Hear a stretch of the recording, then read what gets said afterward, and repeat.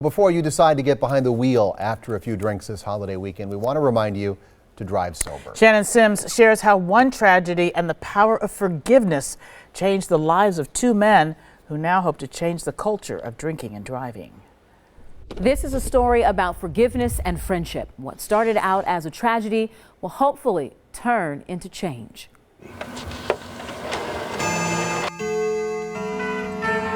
She was the joy that brought Christmas to the house. I'll walk in the rain. That's the outfit I picked out for first day of kindergarten. Tony Watson will always see Selena as his baby girl, even though time has not stopped.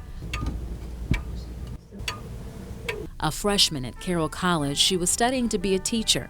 The 18-year-old had her whole life ahead of her. It's one of those things you never know where they would have been growing up in life. Dad remembers the December night in 1998 that changed everything. My youngest daughter knocked on or woke me, said somebody's pounding on the door. Now let me explain. I was still an active alcoholic when this happened. My first reaction opening the door is, what did I do that night from driving home after drinking? And when I went down there was a police officer who said to me, we had to get to the hospital right away because Selena was in an accident. Selena didn't make it. I remember pounding my fist in the wall and screaming, "Get up, get up." Selena was killed by a drunk driver. That fatal decision sent Brian Loveline to prison for 4 years. He admits, like many others, it wasn't the first time he got behind the wheel after drinking. It was the first time I was caught. Devastated, it would take 15 years for Tony to cross paths with the man responsible for his daughter's death, a meeting Tony requested. And once I learned to read both books, AA book and the Bible, I learned about how Christ forgave. And at the intersection of grief and remorse, these two found forgiveness and friendship. An acceptance of